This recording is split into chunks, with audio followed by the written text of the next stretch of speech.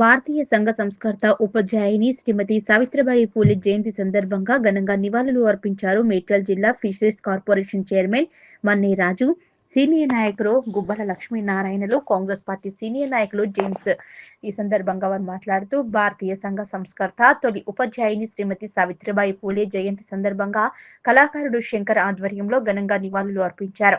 మేడ్చల్ జిల్లా fisheries corporation chairman మన్నే రాజు, senior నాయకులు గుబ్బల Lakshminarayana, senior Congress నేత జేమ్స్ అనంతరం వారు మాట్లాడుతూ భారత తొలి ఉపాధ్యాయురాలు పురుషులు స్త్రీలు సమానత్వంగా ఉండాలని, విద్య అందరికీ అందాలని కృషి చేసిన గొప్ప సంస్కర్త.